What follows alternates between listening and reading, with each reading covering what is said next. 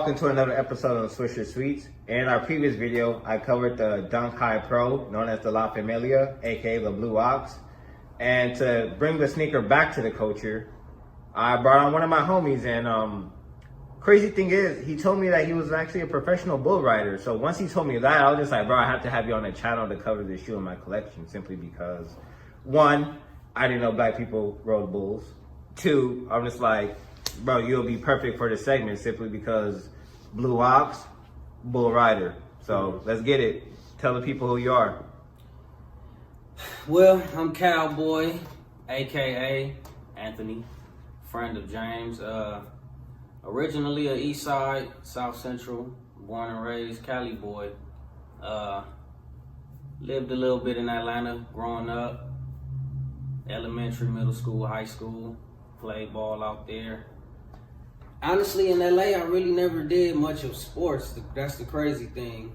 But living in Atlanta, I was like a sports guy. Okay. So my pops, being originally from California, moving to Atlanta, he did a lot of like sports activities, gymnastics, football, bull riding, taught gymnastics. Okay, so to be clear, your father is the one who got you into bull riding. Pretty much. But so did he get you into it out here in California or out there in Atlanta, like in Georgia? Well, he actually had like horses out here in Compton. They got like a little country area out there in Compton, but he also had horses in Paris,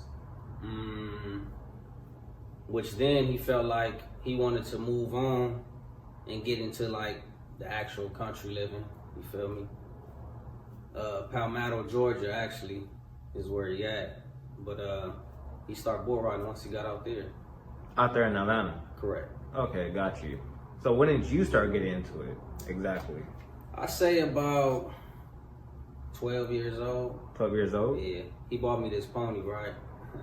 Like an actual horse? Yeah. Okay. Probably about this big, off the ground. No cap, bro. This about this big. All black. I named him Lowrider. As soon as he got it for me, bro, that was the first name I came up with, Lowrider. Motherfucker, like, I can cuss, right? Oh, yeah. Okay, yeah. Motherfucker, like this big, bro. All black. Beautiful motherfucker, though. And we had, like, this little pasture in the back of our barn. And we used to buck that motherfucker, me and the homies. And what is buck? That's like, you make the horse go crazy. Okay. So like we put this little cinch, it's called a cinch, around like the nuts of the horse, because it's a stallion. A stallion is a horse with nuts. A gelding is a horse that been neutered. So he was a little stallion. And so we put the cinch around his nuts, get on him, put a little rope around like his little shoulder area. So when it's on his back, that's what you hold on to. So you're sitting up on his back. And you want to get in between them shoulders, and it's like you bucking. And we on some crazy shit, whoever can stay on the longest. All right. So about that age, about 12 is when I started actually bucking animals and feeling like this shit cool. Okay. So when did you actually participate in your first rodeo?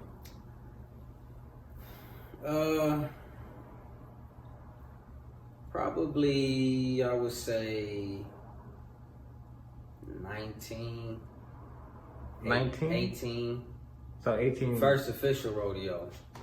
So between the ages of 12 and 18, what were you doing in that in-between frame? Were you like training to become a professional rider or? It was more so like I was still kind of not young like that, but I felt like where my pops was at, riding the big bulls, is where I wanted to be.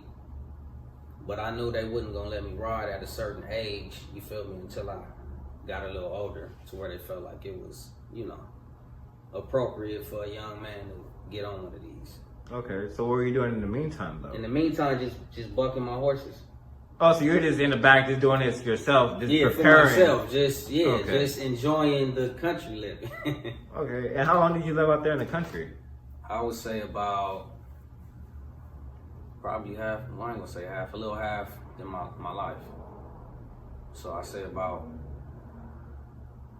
maybe 15 years. 15 years? Yeah.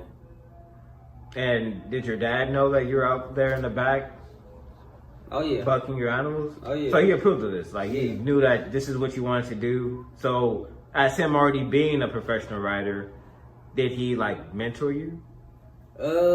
Pretty much. Like when I go to the rodeos, like I can actually be on the cages, like sitting there watching get ready to come out on the bull. So I literally like standing on the gate, looking in, watching my pops get ready to come out and ride this 2,000-pound bull. I mean, we talking about all muscle, just a pit bull, just bestiality. Bestiality? I don't know. What does bestiality mean? Your definition? Not in porn segment.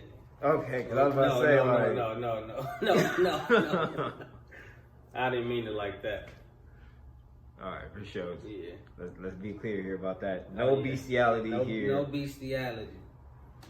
We don't do bestiality. Did your pops come up with any type of like regimens and routines to help you train? We used to have these little 55 gallon drums of feed. So like they do it to where they put these bungee cords on the end of them, up. They build like a little post, 4-corner post, and they put these bungee cords on this 55 gallon drum that we just kind of you just a rhythm thing. So it's kind of like almost if you was having sex. It's a rhythm when you want to really get into something. It's the same as riding a bull. It's all hips and you know, you really got to get into it. So within this like parameter, like did you ride the animal within there, or what was the purpose of setting up this? This was just like for practice. To like do what though? To like actually ride. Oh, okay. So, I got you. So keep the animal in a certain area and. Right. Okay, got you. Mm-hmm. Got you. Interesting. Yeah. So. Like to become a professional rider, did you do any type of like bodybuilding? I worked out a lot just because I was already doing sports. And what sports were you playing? At the time, football. I started out playing football out there, which I actually learned to love and got real good at it. Did you ever like receive scholarships or offers to play I somewhere? had colleges looking at me out there. You know, nothing major, nothing D1, but yeah, I had a couple scouts out there. Like I started out playing for Welcome Park. It's a park in College Park, Atlanta. Okay. Atlanta, Georgia, or whatever. Tell us about it. You know, it was actually a dope ass park. I actually learned how to play ping pong there, and man, it was like just the sports out there in the South compared to out here. It's no comparison. Like you get exactly what the youth need in the park out there in Atlanta. Like you actually have activities for these kids to be involved in. You know how like you go to parks out here, it's just a park, you bring your kids, y'all do y'all thing. Out there it's like we got football, we got basketball, we got swimming, we got ping pong, we got after school program. Like they had it all, and I was involved in everything. So that's kind of how my sports career kind of started out. Gotcha. In Atlanta, actually. So. Okay. And then when you were out here in California, what did you do? This was just like what, your kickback state? You just came out this here was like my city boy, street life. You know, it was a little bit more leniency out here with my mom because she was like, I was spoiled. So. Like only child type of thing, or? I got 2 sisters, but she just seemed to spoil me like I was the baby boy. So the only boy? I got with her, yeah. Okay, got you. Yeah. Oh, well, there you go. Yeah. Mom's only son. Exactly. Exactly. So she just pretty much let me do whatever I wanted to do, bro. Like I'm 15, in the whip, me and the homies, like with consent from my mom, bro, to like do my thing.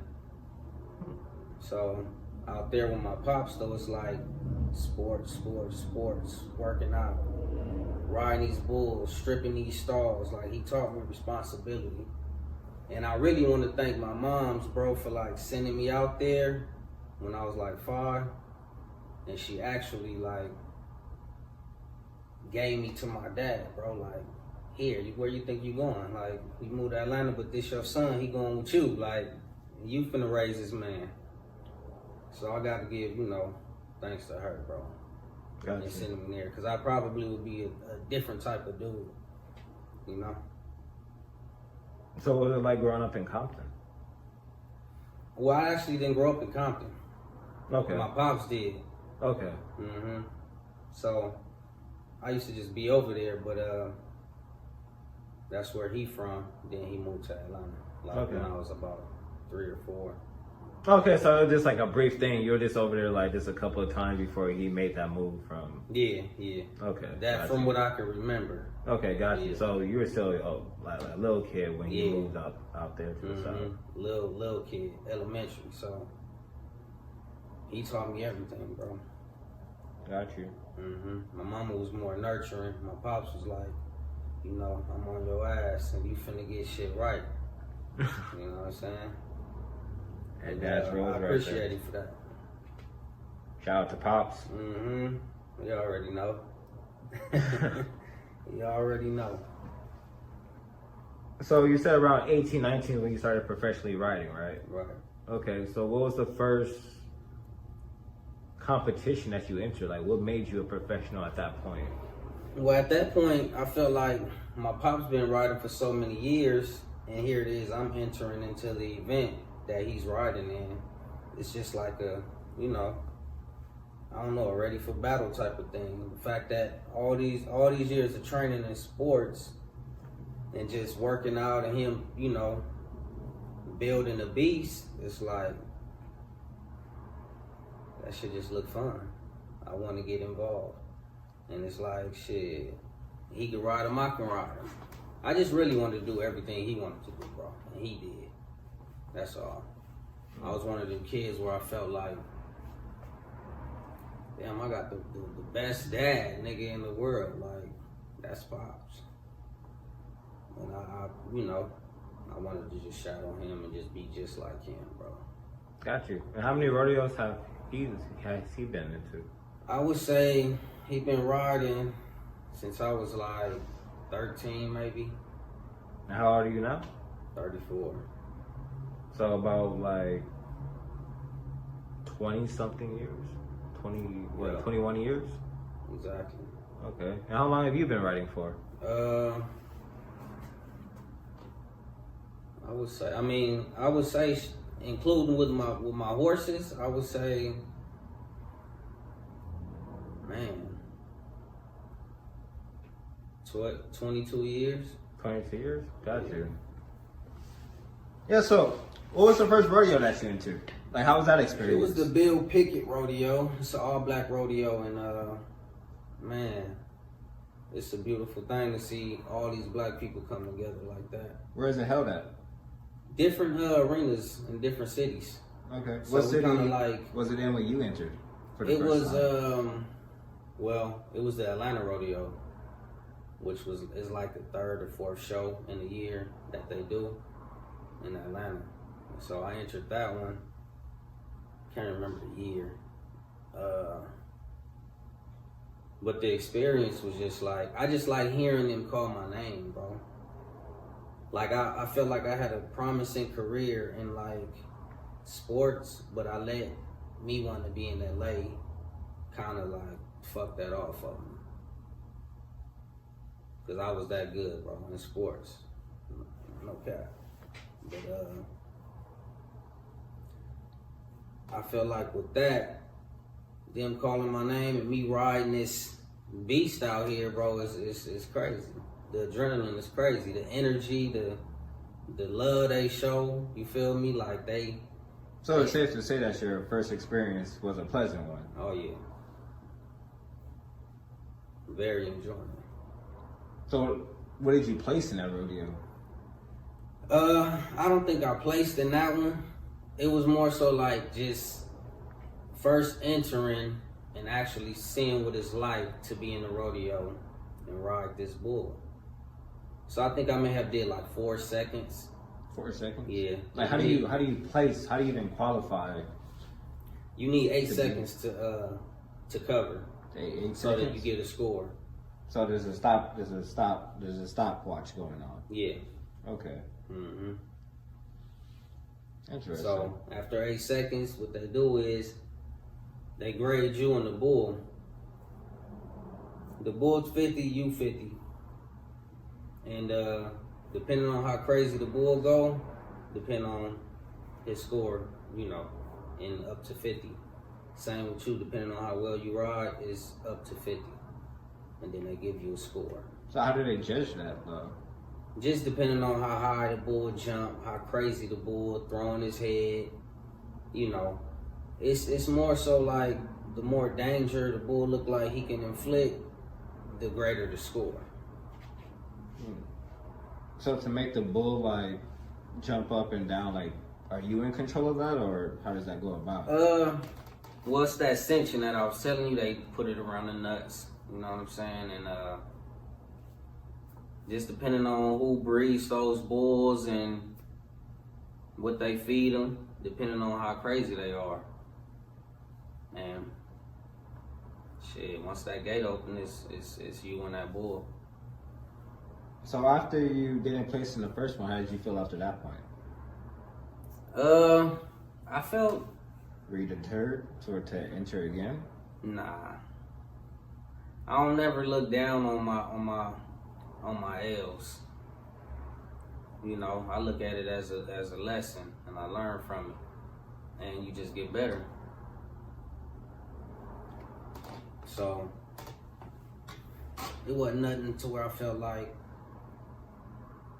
I gotta stop doing it or down on myself about it. I just get back on them motherfuckers. So how long did it take you to enter your second one? Well, I probably, cause they at least 3 to 4 months, 2 to 3 months apart, the rodeos. Okay. So they bounce around. We have like what, 6? I think it's 6 or 7 rodeos a year.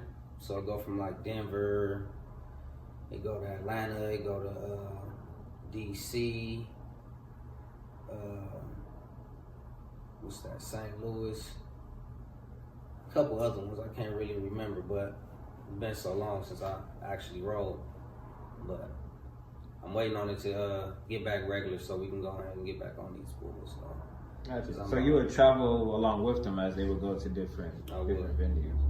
How was that like? How was the travel experience? I like it. I like driving. Flying is cool. It just take away the excitement and the anticipation. Like, I like traveling on the road. I don't know. It's weird. It could get, you know, a little crampy, but I like going through these different cities. You got any stories to tell us? My last rodeo in Denver, probably like 2 years ago. We driving to Denver. It's me, my sister, and we taking her car. It's a nice little Altima. So I'm like, cool. I was gonna rent a car, but I'm like, fuck it, we can take your car. I was a little nervous though, cause it's like her car's, you know, kind of old. It's nice though, you know, no shade, but I'm like, you know, the rental gonna have us comfortable. She like, nah, let's just. I'm like, fuck it. You talking about a 20 to 24 hour drive, bro. So that's a long ass way. And we ended up hitting some part of I don't know where we was at, honestly, bro, but it was like everything was snowed up. Mountains, nigga, all white, ice everywhere, snow fucking up to your thighs, bro, like some real crazy ass weather shit. Everybody doing like 20 miles an hour, bro, no bullshit. 20 miles an hour. I'm like, look at this shit. All white everything, bro. All white everything. And then to get into some green life, get into some desert, like, you see a whole lot of different shit. Just like the farthest I've traveled was like me and my pops went to Atlanta. We actually drove from California to Atlanta. And when I say, bro, we went through a whole bunch of roadkill on the road, buzzards on the road. Nigga, I'm talking about we pulling up on the side of buzzards and they just like opening their mouth like it's people feeding these damn birds or something, bro. Like, it was crazy. But you see a whole lot of different shit, bro. So I enjoy that more than just, you know, up and down and, you know, you there. Like, I like to drive, bro. In my previous statement, I said I didn't know that there were black people in the rodeo, and you know, I'm still trying to get more information about it to even inform myself because I don't know. Mm-hmm. So when you enter these things, like what type of diversity do you see there? Like, is there any type of diversity, or just majority a set group? It's pretty much like all black, but you'll find 2, 4, maybe 5 white people, you know. But you know, it's all love. They be more like people like the stock contractors, which is the people who bring in the stock. So you have your bulls, you could get your broncos, which is your horses, steers, you know, your calves for all the different events. And you got these stock contractors that bring all that stuff in. And they pretty much who the Bill Pickett deal with to use their stock. Oh, got you. Yeah, so them might be the only white people you see there, but that's family. So mostly when you go to rodeos, it's people of color. Pretty much. It doesn't seem that way when it's advertised on television, though. Well, that's because it's on television. The scale is different. You get what I'm saying? A little bit, but I'm just like, mind you, like elaborate. The scale, like Bill Pickett it's not the market on that is not televised. You get what I'm saying? Yeah. You know how there's events held that you still making money from, but it's just not big enough to be televised. Okay. So that's what I mean. The ones you see on the TV and commercials be the ones because they bigger events with much more, you know, elite riders and elite stock. Okay. So, do you feel like there's a slight shift when it comes to people of color rodeos and the more upper echelon rodeos? Like, do you kind of mean like they have more finance? Yeah. Got you. Mm-hmm. Yep. So, and ours is more like, let's say for a show, a Bill Pickett show, on a good one, you might get like 5,000. And you talking about 8 seconds though. You can stay on 8 seconds, 2 nights, 5 G's. You know, that's good money for me. I could do something with that. But you got your more upper, you know, rodeos, PBR, you know, that's the real deal. What's PBR? That's professional bull riding. Okay.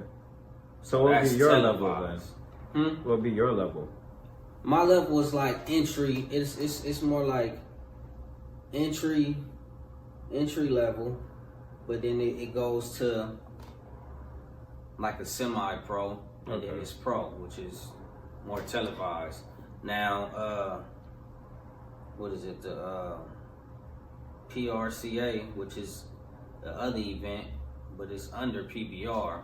Still televised, but it's under PBR. So it's like where I'm at, PRCA, and then it's PBR.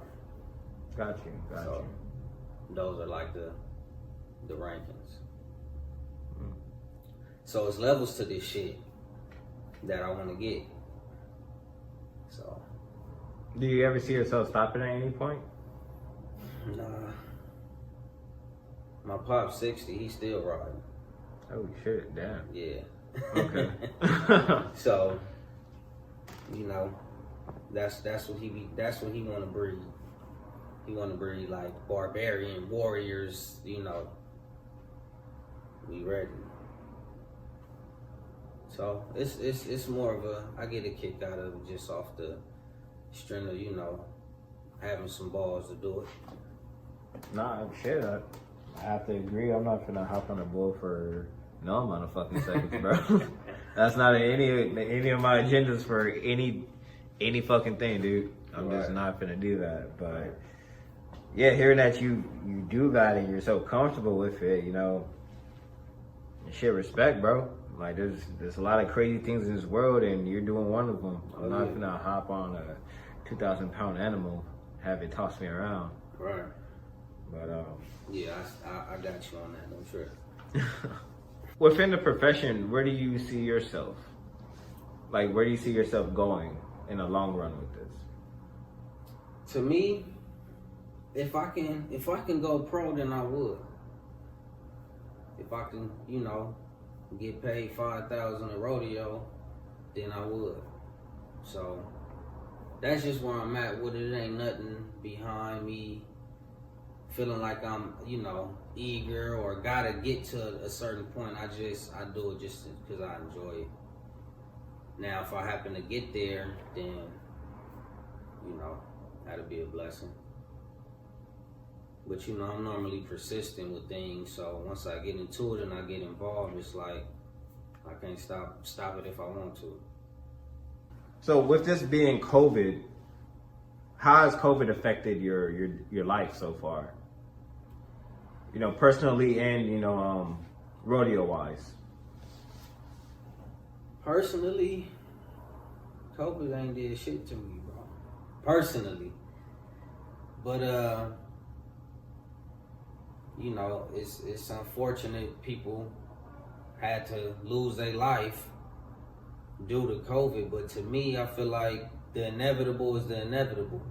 You can't run from it. So it is what it is. You know, shit. Only the strong survive, and it really didn't affect me much. Now, rodeo-wise, it stopped my rodeo, so I can't ride. No rodeos, you know, no riding. Did they give out like an expected date to resume, or is it still up in the air? Pretty much still up in the air. So, I mean, the minute it opened back up, I'm jumping right on it. But other than that, COVID hasn't affected me not one bit. How do you feel about the whole COVID-19 pandemic? I think it's some bullshit, to be honest. I mean, I feel like if you didn't already had SARS and AIDS and swine and all this other stuff, what's Corona, bro? It's just added to the list. Shit that we gotta get through. It is what it is. Like you said, man, it's sad to say, like, sometimes it is this stronger survive situations. Pretty much. And it's about your immune system. It's about you staying in shape and staying ready and staying healthy. You know? You get out what you put in. Pretty much. So you in control of your own fate and how your body operate, you know? And I ain't saying like I eat the best. I eat a bunch of bullshit too. So I just gotta practice what I preach, pretty much. I see you got some Yeezy boost on right now, and I know you also dabble with the sneakers as well. Tell the audience, like, what kind of shoes are you into? Any particular brand, or just whatever's hot at the moment? Like, what's your style?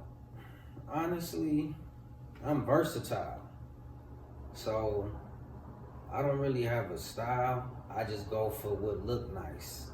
What got a nice design, you know, how a shoe shaped, formed, you know, if it's comfortable or not, how it was shaped. That's how I look at a shoe. And to me, the Yeezys, they light and comfortable. And which one you got on right now? Honestly, what is these? The 350s, I think. I'm really not that, you know. This is my first pair of Yeezys, honestly. And I didn't even buy them, bro. How you feel about them? Are they comfortable? Or it is good for looks? They are. They comfortable and they got a nice look to them. I like the design. Do you wear Nikes? I love Nikes. What type of Nikes do you wear? I wear Forces, Air Max, Foam Posits, cause I'm more of like I work in tennis shoes. You know how most guys, they work in boots. I'm a tennis shoe guy, cause I feel like I need to be athletic while I'm at work, not putting boots on. So definitely love all types of Nikes, Huaraches, not Huaraches, what is those called? The Hurricanes? Hurricanes? Is it the Hurricanes? I don't know how you actually pronounce it. It's not really into my Okay, like category or whatever. that might be it. But yeah, man, I wear all Nikes, bro. No, I don't play favoritism. I wear them all. Okay, so safe to assume there's some dunks in your collection as well? Do I have dunks? I don't have dunks, bro. But now let me tell you, I actually start liking dunks maybe, I say a year ago. Okay.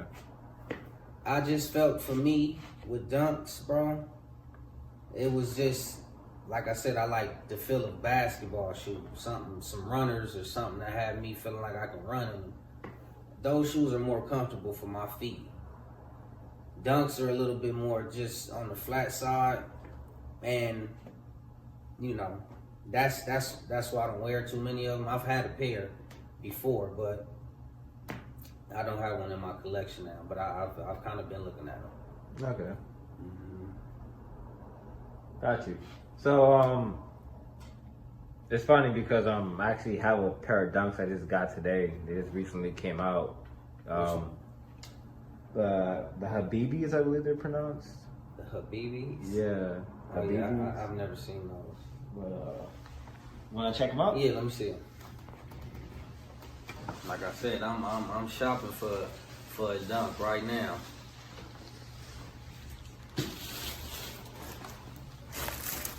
Let's check these.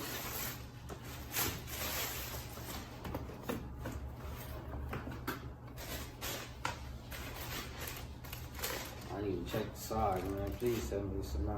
Come on, man. Oh. Yeah, see, man. I'm starting to, man. I like these. I'm a low top guy too. I like low tops. Same, man. I'm not really a high top guy, bro. Like, I have a couple that I'm just like, fuck, I wish these were low tops, but since they're not, then we just get these. But since they're highs, I really don't wear them that much. So Right. they're pretty much still dead stock in a sense. Yeah, these is hard though. Yeah, the thing that trips me out is the what's up? I said these is vicious though. The thing that trips me out is the double tongue. Yeah, I was just looking at that. But I like it because you got the double Nike sign. And I feel like if you wear these right and you have both of them tongues showing, you feel me? You're going to be busting in these. You said them drop when? Today. Today? Yeah. So, yeah, by the time this episode airs, I'm like, they'll be a little bit older, not too old. Probably like no more than like a couple of weeks. But think you can get your hands on something for me or what, man? I'm like, if you're a size 9, let me see what I can do. Yeah, let me know. But yeah, man, I appreciate you coming on. You know, give us your story, telling us about bull riding. You know, appreciate it. Anytime. All right, man. All right, people, that's another episode. Appreciate y'all for watching, and we're out. If you enjoyed the video, give it a thumbs up as well as subscribe to the channel to get notified when we drop new content. And thanks again for watching Swoosher Sweets, the channel where we bring it back the sneaker to the culture.